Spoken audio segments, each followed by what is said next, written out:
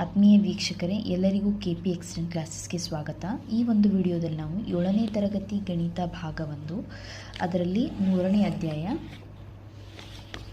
ಬಿಂದುವಿನ ಆಚೆಗೆ ಒಂದು ಇಣುಕು ನೋಟ.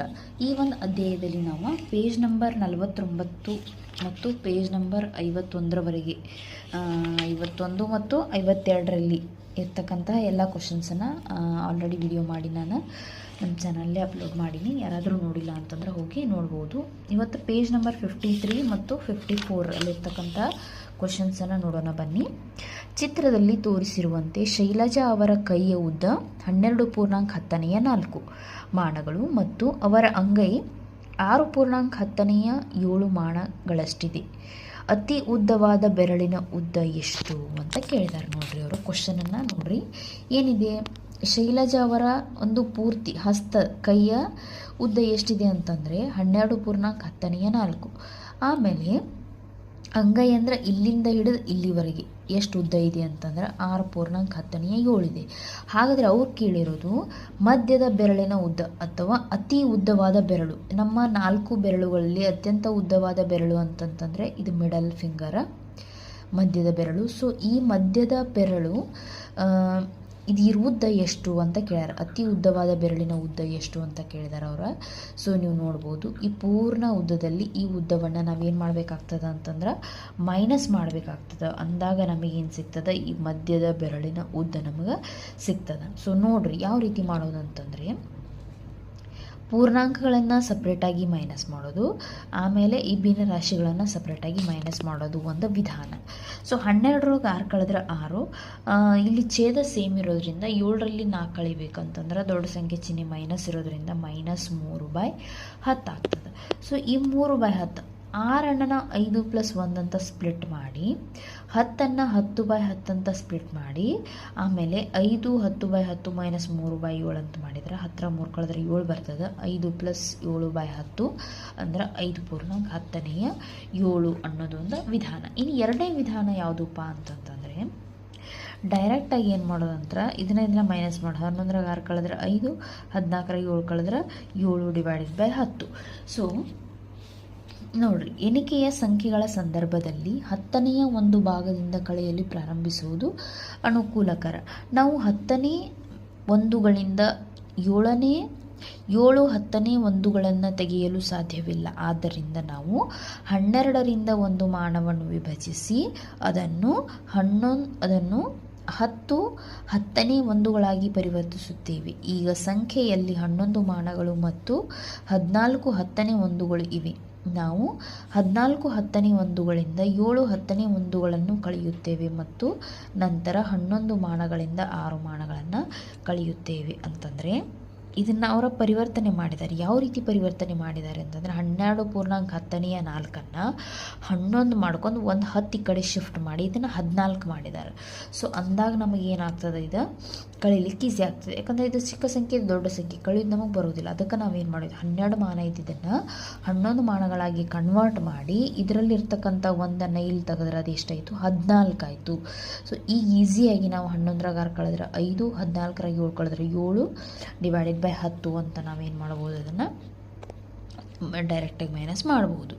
ಇಲ್ಲಿ ನೋಡ್ರಿ, 2 ಉದ್ದಗಳನ್ನು 10ನೇ ಒಂದು ಮಾನಕ್ಕೆ ಪರಿವರ್ತಿಸುವ ಮೂಲಕ ವ್ಯತ್ಯಾಸವನ್ನು ಲೆಕ್ಕ ಹಾಕಲು ಪ್ರಯತ್ನಿಸಿ ಅಂತ ಹೇಳಿದ್ದಾರೆ ಅವರ.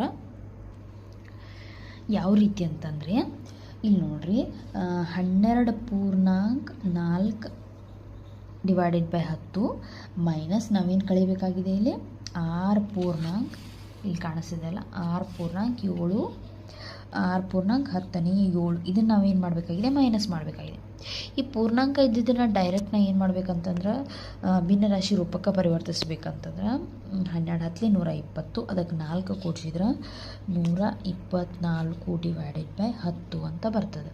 ಮೈನಸ್ ಇದನ್ನು ಸೇಮ್ ಪೂರ್ಣಾಂಕವನ್ನು ತೆಗೆದುಹಾಕಿ ಭಿನ್ನ ರಾಶಿ ರೂಪದೊಳಗೆ ಅದನ್ನು ಗುರುತಿಸ್ಬೇಕಾಗ್ತದೆ. 16 60, 60ಕ್ಕೆ 7 ಕೂಡಿಸಿದ್ರೆ 67/10. ಈಗ ಈಸಿಯಾಗಿ ನಾವು ಕಂಡುಹಿಡಲಿಕ್ಕೆ ಸಾಧ್ಯ ಅದ. 124ರಾಗ 67 ಮೈನಸ್ ಮಾಡಿರಿ. ಛೇದ ಸೇಮ್ ಐತಿ, ಛೇದ ಹಾಗೆ ಇಡ್ಬೋದು ನಾವು. 124ರಾಗ 67 ಕಳೆದಂದ್ರೆ ನಮಗೆ ಎಷ್ಟು ಬರ್ತದೆ? 57 ಬರ್ತದೆ. ಸೊ ಆನ್ಸರ್ ಏನು ಬರ್ತದೆ? 57 ಡಿವೈಡೆಡ್ ಬೈ 10 ಬರ್ತದೆ. ಈ 57 ಡಿವೈಡೆಡ್ ಬೈ 10 ನಾವು ಮತ್ತೆ ಮಿಶ್ರ ಭಿನ್ನರಾಶಿ ಬೇಕಂದ್ರೆ ನಾವೇನು ಮಾಡ್ಬೋದು? ಪರಿವರ್ತಿಸ್ಕೋಬೋದು. ಹೆಂಗಂತಂದ್ರೆ 10 50, ಅದಕ್ಕೆ 7 ಕೂಡಿಸಿದ್ರೆ 57. ಸೊ ಇಲ್ಲಿ ಬಂದಂತಹ ಉತ್ತರವೂ ಸಹ ನಮಗೆ ಇಲ್ಲಿ ಬಂದಿದೆ. ಸೊ ಈ ರೀತಿ ನಾವು ಇದು ಒಂದು ವಿಧಾನದ ಮೂಲಕ ನಾವೇನು ಮಾಡ್ಬೋದು ಅಂತಂತಂದರೆ ಉದ್ದಗಳನ್ನು ನಾವು 10ನೇ ಒಂದು ಭಾಗಕ್ಕೆ ಪರಿವರ್ತಿಸುವ ಮೂಲಕ ನಾವೇನು ಮಾಡ್ಬೋದು ಅಂತಂದ್ರೆ ಅದರ ವ್ಯತ್ಯಾಸವನ್ನು ನಾವು ಲೆಕ್ಕ ಹಾಕ್ಬೋದು. ನೋಡಿರಿ, ನೆಕ್ಸ್ಟ್ ನೋಡಿರಿ, ಒಂದು ಸೆಲೆಸ್ಟಿಯಲ್ ಪರ್ಲ್ ಡೈನಿಯೋದ ಉದ್ದ 2.4 ಸೆಂಟಿಮೀಟರ್ ಮತ್ತು ಫಿಲಿಪೈನ್ ಗೋಬಿಯ ಉದ್ದ 10⁹ ಸೆಂಟಿಮೀಟರ್. ಅವುಗಳಲ್ಲಿನ ಉದ್ದಗಳಲ್ಲಿನ ವ್ಯತ್ಯಾಸವೇನು ಅಂತ ಕೇಳಿದ್ದಾರೆ. ಅಂದರೆ ಇದರುದ್ದಕ್ಕೂ ಎಷ್ಟು ವ್ಯತ್ಯಾಸ ಇದೆ ಅಂತ ಕೇಳಿದ್ದಾರೆ. ಎದ್ರ ಉದ್ದ? ಫಸ್ಟ್ ಸೆಲೆಸ್ಟಿಯಲ್ ಪರ್ಲ್ ಡೈನಿಯೋದ ಉದ್ದ ಎಷ್ಟಿದೆ? 2.4 ಇದೆ, ಹೌದಾ? ಆಮೇಲೆ ಫಿಲಿಪೈನ್ ಗೋಬಿಯ ಉದ್ದ ಎಷ್ಟಿದೆ? 10⁹ ಐತಿ. ಸೊ ಈ ಮಿಶ್ರ ಭಿನ್ನರಾಶಿ ಇದನ್ನು ವಿಷಮ ಭಿನ್ನರಾಶಿಯಾಗಿ ಕನ್ವರ್ಟ್ ಮಾಡೋಣ. 10 20, 24 ಡಿವೈಡೆಡ್ ಬೈ 10 ಮೈನಸ್ ಇದು 9 ಡಿವೈಡೆಡ್ ಬೈ 10. ಸೊ 24ರಲ್ಲಿ 9 ಮೈನಸ್ ಮಾಡಬೇಕು. ಛೇದಗಳು ಸೇಮ್ ಅದಾವ, ಅಂಶಗಳನ್ನು ನಾವು ಮೈನಸ್ ಮಾಡಬೇಕು. 24 9 ಕಳೆದ್ರೆ 15 ಡಿವೈಡೆಡ್ ಬೈ 10 ಬರ್ತದೆ. ಸೊ ಅವುಗಳ ಉದ್ದಗಳ ವ್ಯತ್ಯಾಸ ಎಷ್ಟಿದೆಪ್ಪ ಅಂತಂದ್ರೆ 15 ಡಿವೈಡೆಡ್ ಬೈ 10. ಸೊ ನೆಕ್ಸ್ಟ್ ನೋಡಿರಿ, ನಿಮ್ಮ ಬೆರಳಿಗೆ ಹೋಲಿಸಿದರೆ ಈ ಮೀನುಗಳು ಎಷ್ಟು ದೊಡ್ಡವು? ಸೊ ಅವ್ರ ಮೀನಿನ ಸೆಲೆಸ್ಟಿಯಲ್ ಪರ್ಲ್ ಡೈನಿಯೋದ ಉದ್ದ ಕೊಟ್ಟಾರ 2.4 ಅಂತ. ಆಮೇಲೆ ಫಿಲಿಪೈನ್ ಗೋಬಿಯ ಉದ್ದ ಕೊಟ್ಟಿದ್ದಾರೆ 10⁹ ಅಂತೇಳಿ. ಸೊ ಈ ಫಿಲಿಪೈನ್ ಗೋಬಿ 10⁹ ಅಂದರೆ 0.9 ಅಂತ, ಅಂದರೆ 1 ಸೆಂಟಿಮೀಟರ್ಗಿಂತನೂ ಕಡಿಮೆ. ಸೊ ಇದನ್ನು ನಮ್ಮ ಬೆರಳಿಗೆ ಹೋಲಿಸಿದರೆ ಎಷ್ಟು ಚಿಕ್ಕದು? ಅತ್ಯಂತ ಚಿಕ್ಕದಾಗಿದೆ. ಇದು ಯಾವುದು? ಫಿಲಿಪೈನ್ ಗೋಬಿ.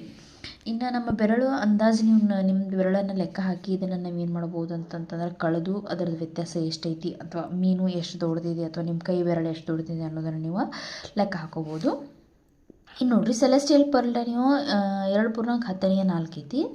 ಸೊ ಇದು ಸಹ ನಮ್ಮ ಬೆರಳಿಗೆ ಹೋಲಿಸಿದ್ರೆ ಚಿಕ್ಕದಾದಂತಹ ಗಾತ್ರವನ್ನು ಹೊಂದಿದೆ.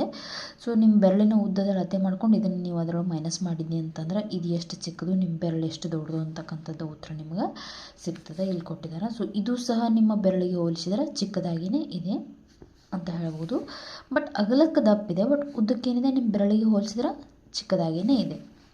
ಇನ್ನು ಮುಂದಿನ ಕ್ವಶನ್ಸನ್ನು ನೋಡಿರಿ. 4 ಕ್ವಶನನ್ನು ಓದ್ತೀನಿ ನೋಡಿರಿ. ಕೊಟ್ಟಿರುವ ಸಂಖ್ಯೆಗಳ ಕ್ರಮವನ್ನು ಗಮನಿಸಿ, ಪ್ರತಿ ಪದದ ನಂತರ ಬದಲಾವಣೆಯನ್ನು ಗುರುತಿಸಿ ವಿನ್ಯಾಸವನ್ನು ವಿಸ್ತರಿಸಿ ಅಂತ ಕೊಟ್ಟಿದ್ದಾರೆ. ಅದರೊಳಗೆ ಎ 4 4.10⁻3 4.10⁻6. ಇದ್ರ ಮುಂದಿಂದು 4.4 ಇಲ್ಲಿ ಎಷ್ಟು ಹೆಚ್ಚಾಗ್ತಿದೆ? 3 3 2 6 ಅಂದರೆ ನೆಕ್ಸ್ಟ್ ಎಷ್ಟಾಗಬೇಕು? 9. 4.10⁻9. ಇನ್ನು ಮುಂದೆ ಮತ್ತು 3 3 3 2 3 12 ಆಗ್ತದೆ. 12 ಡಿವೈಡೆಡ್ ಬೈ 10 ಬರ್ಬೋದು. ಇನ್ನು ಇದನ್ನು 5 ಮಾಡ್ಕೋಬೋದು. 5 ಮಾಡಿಕೊಂಡು 12ರಾಗ 10 ಹೋದರೆ ಎಷ್ಟು ಉಳಿತು? 2 ಡಿವೈಡೆಡ್ ಬೈ 10. ಸರಿನಾ? ಯಾಕಂತ ಹೇಳಿದ್ರೆ 3 3 3 2 3 4 12 ಆಗಿತ್ತು. 12ರೊಳಗೆ ಇದ್ರ 10 ತೆಗೆದು ಈಚೆ ಕಡೆ ಹಾಕಿ ನಾನು ಶಿಫ್ಟ್ ಮಾಡಿ 4 ಇದ್ದಿದ್ದು 5 ಮಾಡಿದ್ದೆ. ಉಳಿದಿದ್ದ 2/10. ಮತ್ತು ಇದಕ್ಕೆ 3 ಎಕ್ಸ್ಟ್ರಾ ಮಾಡಬೇಕು ನಾವು, ಮತ್ತು 3 ಆ್ಯಡ್ ಮಾಡಬೇಕು. 5.4 3 ಇದ್ದಿದ್ದು 2 ಇದ್ದಿದ್ದು ಎಷ್ಟಾಯಿತು? 5 ಡಿವೈಡೆಡ್ ಬೈ 10. 5.4 10⁻5 ಆಯಿತು. ಮತ್ತು 3 ಹೆಚ್ಚು ಮಾಡಿರಿ. 5 ಇದ್ದಿದ್ದು ಎಷ್ಟಾಯ್ತು ರೀ? 8 ಆಯಿತು. 5.4 10⁻8 ಅಂತ ನಾವು ಇದನ್ನು ಬರಿಬೋದು. ಇನ್ನು ಬಿ ನೋಡಿರಿ, 8.4 8.4 9.4 ಅಂತ. ಇಲ್ಲಿ ಎಷ್ಟು ಹೆಚ್ಚು ಮಾಡಿದ್ದಾರೆ? 2ರಾಗ 5 ಸೇರಿಸಿದ್ರೆ 7, 5 ಹೆಚ್ಚು ಮಾಡಿದ್ದಾರೆ. 7ರಾಗ 5 ಸೇರಿಸಿದ್ರೆ 12 ಆಗ್ತದೆ. 12 ಆಗಿದ್ದ ಸಂಬಂಧ 10 ಈ ಕಡೆ ಶಿಫ್ಟ್ ಮಾಡಿ 8 ಇದ್ದಿದ್ದು ನಾವು 9 ಮಾಡಿ 2/10 ಮಾಡಿದ್ದಾರೆ. ಇದಕ್ಕೆ ಮತ್ತೆ ನೀವು 7 ಆ್ಯಡ್ ಮಾಡಿರಿ. 2ಕ್ಕೆ 7 ಮಾಡಿ 2ಕ್ಕೆ 5 ಆ್ಯಡ್ ಮಾಡ್ಬೇಕು. ಸೊ 5 ಹೆಚ್ಚು ಮಾಡಿದ್ದಾರೆ. ಸೊ 2ಕ್ಕೆ 5 ಮಾಡಿದರೆ 7 9.4 10⁻7 ಆಯಿತು. ಮತ್ತು ಇದಕ್ಕೆ 5 ಆ್ಯಡ್ ಮಾಡಿದರೆ ಮತ್ತೆ 12 ಬರ್ತದೆ. 12 ಬಂದಿತ್ತಂದ್ರೆ 9ನ್ನು ನಾವೇನು ಮಾಡ್ಬೇಕು ರೀ? ಅವಾಗ ಹೆಚ್ಚು ಮಾಡಿ ಇದನ್ನು ನಾವು 2/10 ಅಂತ ಮಾಡೋದು. ನೆಕ್ಸ್ಟ್ ಮತ್ತು ಇದಕ್ಕೆ 5 ಆ್ಯಡ್ ಮಾಡಿರಿ. 2 ಇದ್ದಿದ್ದು 7 ಆಯಿತು. 10.4 7/10 10 ಆಯಿತು. ನೆಕ್ಸ್ಟ್ ಇದಕ್ಕೆ 5 ಮಾಡಿದ್ರೆ 12 ಆಗ್ತದೆ. 12 ಇದ್ದಿದ್ದನ್ನು ನಾನು ಇದು ಕಡೆ ಒಂದು ಶಿಫ್ಟ್ ಮಾಡಿ 11 ಪೂರ್ಣಾಂಕ 10^2 ಮಾಡೋದು. ಕರೆಕ್ಟಾ? ಸೊ ಇದನ್ನು ಪೂರ್ಣಾಂಕವನ್ನು ಚೇಂಜ್ ಮಾಡ್ಕೊಂಡು ನಾವು ಅದನ್ನು ಆ್ಯಡ್ ಮಾಡಬೇಕಾಗ್ತದೆ. ನೆಕ್ಸ್ಟ್ ನೋಡಿರಿ ಸಿ 7 ಪೂರ್ಣಾಂಕ 10^6, 8 ಪೂರ್ಣಾಂಕ 10^7. ಇಲ್ಲಿ ಒಂದು ಪೂರ್ಣಾಂಕ ಸಂಖ್ಯೆಗಳನ್ನು ಹೆಚ್ಚು ಮಾಡ್ತಾ ಹೋಗಿದ್ದಾರೆ, ಆಮೇಲೆ ಮೇಲಿರೋ ಅಂಶದಲ್ಲಿರ್ತಕ್ಕಂತಹ ಸಂಖ್ಯೆಯನ್ನು ಹೆಚ್ಚು ಮಾಡ್ತಾ ಹೋಗಿದ್ದಾರೆ. ಸೊ 7 8 ಆದಮೇಲೆ ಏನು ಬರ್ತದೆ? 9 ಬರ್ತದೆ. 6 7 ಆದಮೇಲೆ 8, 9 ಪೂರ್ಣಾಂಕ 10^8 ಬರ್ತದೆ. ನೆಕ್ಸ್ಟ್ 9 ಆಗೋಣ. ನೆಕ್ಸ್ಟ್ ನಂಬರ್ ಯಾವ್ದು ರೀ? 10. 8 ಆದಮೇಲೆ 9/10. ಸೊ ಇಲ್ಲಿ ನೀವು ನೋಡ್ಬೋದು 10/10 ಅಂತ ಬರ್ಕೋಬೋದು ನಾವು. 10/10 ಅಂದ್ರೆ ಯಾಕಂತಂದ್ರೆ ಇದು 11 ಆಗ್ತದೆ, ಇದು 10/10 ಆಗ್ತದೆ. 10/10 ಅಂತಂದ್ರೆ 1 ಅಲ್ಲ. ಸೊ ಇದಕ್ಕೆ 1 ಆ್ಯಡ್ ಮಾಡಿದ್ನಿ ಅಂತಂದ್ರೆ 11 ಇದ್ದಿದ್ದು ಎಷ್ಟಾಯ್ತು? 12 ಆಯಿತು. 12 ಆಯಿತು. ಮತ್ತು ಇದಕ್ಕೆ ನಾವೇನು ಮಾಡಬೇಕು? 1/10 ಒಂದು ನಂಬರನ್ನು ಇಲ್ಲಿ ಆಲ್ರೆಡಿ ಏನಿರ್ತದೆ ಇದು 10/10 ಇದು ಕಂಪ್ಲೀಟಾಗಿ ಒಂದು ಚೇಂಜಾಗಿ 11 ಇದ್ದು 12 ಆಗಿರ್ತದೆ. ನೆಕ್ಸ್ಟ್ ಇದು 12 ಇದ್ದು ಮತ್ತೊಂದು ಚೇಂಜ್ ಮಾಡ್ಬೇಕು, ಯಾಕಂದ್ರೆ 1 ಇನ್ನು ಎಕ್ಸ್ಟ್ರಾ ಮಾಡ್ಕೊತ ಹೋಗ್ತೀವಿ ತಾನೆ ನಾವು. ಸೊ ಇದು 13 ಆಗ್ತದೆ. 13 ಆಗಿ 1 ಎಕ್ಸ್ಟ್ರಾ ಆ್ಯಡ್ ಮಾಡಿದಾಗ 1/10, 13 ಪೂರ್ಣಾಂಕ 10^1 ಆಗ್ತದೆ. ನೆಕ್ಸ್ಟ್ ನೋಡಿರಿ ಡಿ ನೋಡಿರಿ 5 ಪೂರ್ಣಾಂಕ 10^7, 5 ಪೂರ್ಣಾಂಕ 10^3 ಅಂತ ಐತಿ. 5 ಇದ್ದಿದ್ದು ಏನು ಚೇಂಜ್ ಆಗಿಲ್ಲ. 7ರಾಗ 4 ಕಳೆದ್ರೆ ಎಷ್ಟು ಬರ್ತದೆ? 3 ಬರ್ತದೆ. ಸೊ ಹಿಂಗೆ ಕಳೀತಾ ಹೋಗ್ಬೇಕು. 3ರಾಗ ಮತ್ತೆ 4 ಕಳೀರಿ. 3ರಾಗ ಮತ್ತೆ 4 ಕಳೆದ್ರೆ -1 ಬರ್ತೈತಿ. ಸೊ ಅದಾಗ ನಾವೇನು ಮಾಡ್ಬೇಕ್ರಿ ಅಂತಂದ್ರೆ 4 ಇದನ್ನು 5 ಇದ್ದಿದ್ದನ್ನು 4 ಮಾಡ್ಕೊಂಡು ಮತ್ತೊಂದು ಇಲ್ಲಿ ತೊಗೋಬೇಕು ನಾವು. ಅಂದರೆ ಇದು 10 ಆಗಿರ್ತಿತ್ತು. ಸೊ ಅದ್ರಾಗ 4 ಕಳೆದ್ನಿ ಅಂತಂದ್ರೆ 9/10 ಬರ್ತದೆ. ಇದು ಹೆಂಗೆ ಬಂತಂತ ಗೊತ್ತಾಯ್ತಲ್ಲ? ಯಾಕಂತ ನೋಡ್ರಿ ಇಲ್ಲಿ ನಾನು 7ರಾಗ 4 ಕಳೆದ್ರೆ 3 ಬರ್ತೈತೆ. ಬಟ್ 3ರೊಳಗೆ ಮತ್ತೆ 4 ಕಳಿಬೇಕಂದ್ರೆ ನಾನು ಅಂತಕ್ಕೆ ಎಕ್ಸ್ಟ್ರಾ ಇಲ್ಲ. ಸೊ ಇದನ್ನೇನು ಮಾಡಿರಿ? ಇದನ್ನು 4 ಮಾಡಿರಿ, ಇದನ್ನು 13/10 ಮಾಡಿರಿ. ಅರ್ಥ ಆಗುತ್ತಲ್ಲ? ಸೊ ಇದನ್ನು 4 ಮಾಡಿದ್ರೆ ಇದ್ರೊಳಗಿಂದ 10 ಈ ಕಡೆ ಹೋಗಿ 10 ಇದ್ದಿದ್ದು 13/10 ಆಕತಿ. ಸೊ ಈ 13/10 ಒಳಗೆ ನಾವು 4 ಈಸಿಯಾಗಿ ಕಳಿಬೋದು. 13ರೊಳಗೆ 4 ಕಳೆದ್ರೆ ಎಷ್ಟು ರೀ? 9 ಬರ್ತೈತೆ. 9/10. ಮತ್ತು ಇದ್ರೊಳಗೆ ಎಷ್ಟು ಕಳಿಬೇಕು? 4 ಕಳಿಬೇಕು. ಇದು ಹಂಗೆ ಇಡ್ಬೇಕು. 4 ಪೂರ್ಣಾಂಕ 9ರೊಳಗೆ 4 ಕಳೆದ್ರೆ ಎಷ್ಟು ಬರ್ತೈತೆ ರೀ? 5/10. ಮತ್ತು 4 ಕಳಿಬೋದು ನೀವು. 4 ಪೂರ್ಣಾಂಕ 1/10(1) ಆಕತಿ. ಮತ್ತು ಇದ್ರೊಳಗೆ ಎಷ್ಟು ಕಳಿಬೇಕಾಗೈತೆ ರೀ? 4 ಕಳಿಬೇಕು. 1ರಾಗ 4 ಕಳಿಯಕ್ಕೆ ಬರೋಂಗಿಲ್ಲ. ಸೊ ಇದನ್ನು ನಾವು ಏನು ಮಾಡ್ಬೇಕು? 3 ಮಾಡ್ಕೊಂಡು ಈ 10 ಈ ಕಡೆ ಹೋದ್ರೆ 11/10 ಆಯ್ತು. ಈಗ ನಾವು ಕಳಿಬೋದಲ್ಲ? ಎಷ್ಟು ಕಳಿಬೇಕಾಗೈತಿ? ನಾವು 4 ಕಳಿಬೇಕಾಗೈತಿ. 11ರೊಳಗೆ 4 ಕಳೆದ್ರೆ ಎಷ್ಟು ರೀ? 7. ಹೌದಲ್ಲ? ಸೊ 3 ಪೂರ್ಣಾಂಕ 10(7) ಅಂತ ನಾವು ಇದನ್ನು ಬರಿಬೋದು. ಸೊ ಈ ರೀತಿ ಮಾಡ್ಕೊಂಡಾಗ ನಿಮಗೆ ಈಸಿ ಆಗ್ಯದ, ಗೊತ್ತಾಗ್ತದೆ ಎಷ್ಟು ಅಂತ ಹೇಳಿ. ನೆಕ್ಸ್ಟ್ ನೋಡಿರಿ 13 ಪೂರ್ಣಾಂಕ 10(5). ನೆಕ್ಸ್ಟ್ 13, 12 ಪೂರ್ಣಾಂಕ 10(5). ಅಂದರೆ ಇಲ್ಲಿ 5/10, 5/10 ಏನು ಮಾಡ್ತಾ ಹೋಗಿದ್ದಾರೆ ಅಂದ್ರೆ ಕಡಿಮೆ ಮಾಡ್ತಾ ಹೋಗಿದ್ದಾರೆ. 13 ಇದ್ದಿದ್ದು 13, 5/10 13 ಆಗೈತಿ. ಆಮೇಲೆ 12, 5/10, 5/10 ನೆಕ್ಸ್ಟ್ 12 ಆಗ್ತದೆ. ಮತ್ತು 11 5/10 ಆಗ್ತದೆ. ನೆಕ್ಸ್ಟ್ 11 5/10 11 ಆಗ್ತದೆ. ಆಮೇಲೆ 10 5/10 ಆಕೈತಿ. ಸರಿನಾ?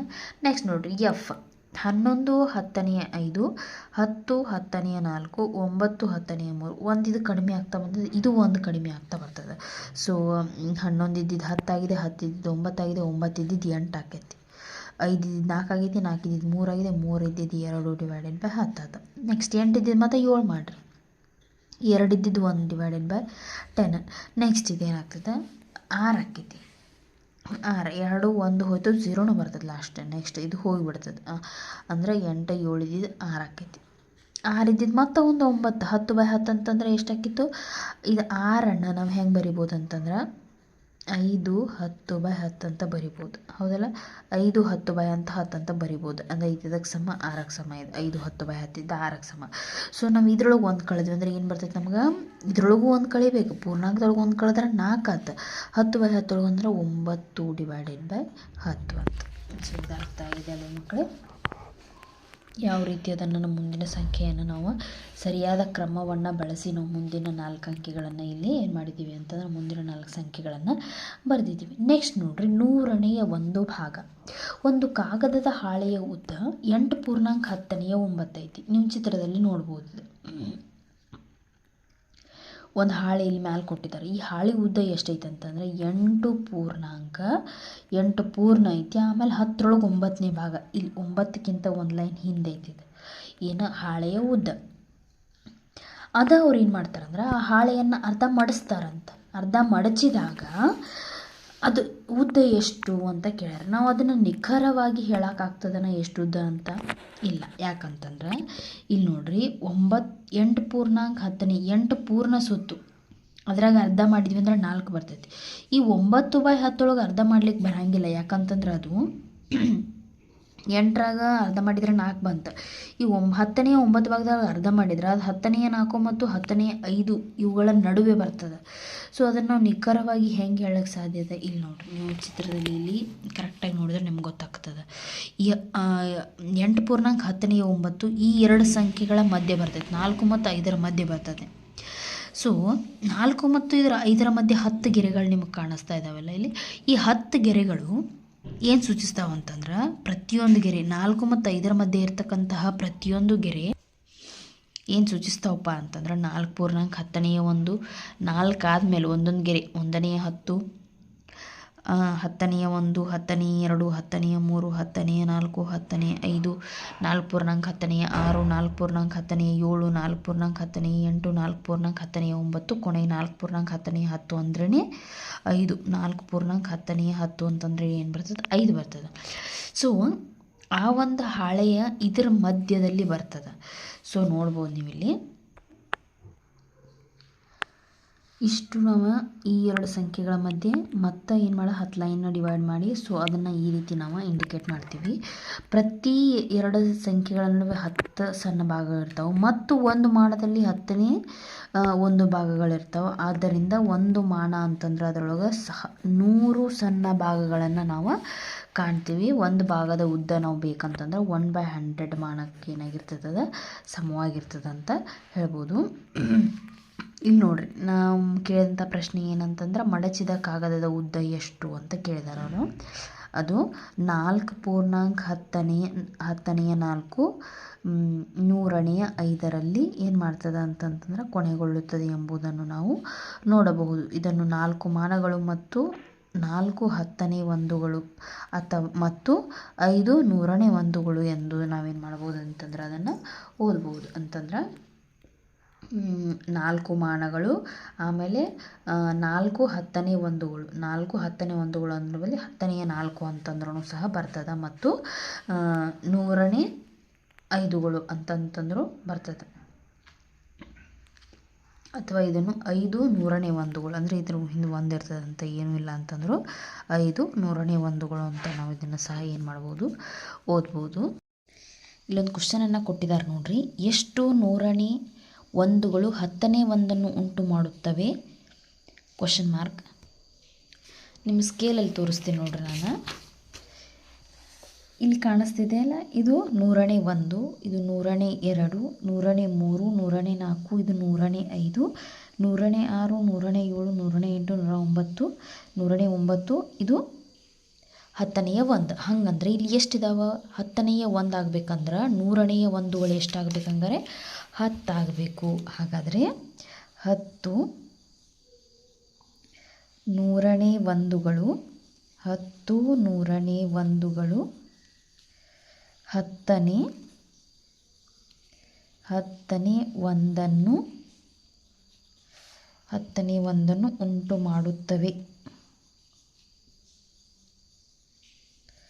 ಉಂಟು ಮಾಡುತ್ತವೆ ಅಂತ ಇಲ್ಲಿ ಬರ್ತಿದೆ ನೋಡ್ರಿ. ನೆಕ್ಸ್ಟ್ ಕ್ವಶನನ್ನು ಕಂಟಿನ್ಯೂ ಮಾಡ್ತಾರೆ ಅವರ. ಉದ್ದ 4 ಮಾನಗಳು ಮತ್ತು 45 100ನೇ 1ಗಳು ಎಂದು ನಾವು ಹೇಳಬಹುದೇ ಅಂತಂದರೆ ಅವ್ರೇನು ಕೇಳ್ಯಾರಂತಂದ್ರೆ ಉದ್ದ 4 ಮಾನಗಳು ಮತ್ತು 45 100ನೇ 1ಗಳು ಎಂದು ಹೇಳಬಹುದೇ?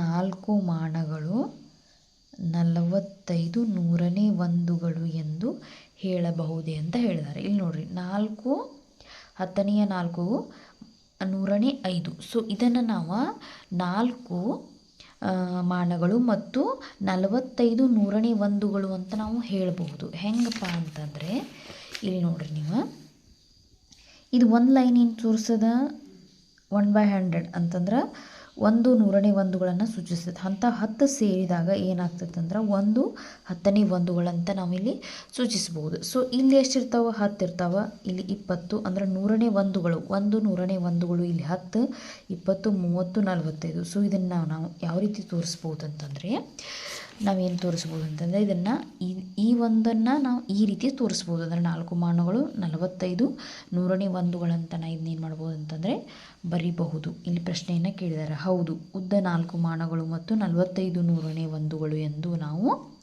ಹೇಳಬಹುದು ಅಂತ ಬರಿಬೇಕು. ಹೌದು, ಉದ್ದ 4 ಮಾನಗಳು ಮತ್ತು 45 ನೂರನೇ ಒಂದುಗಳು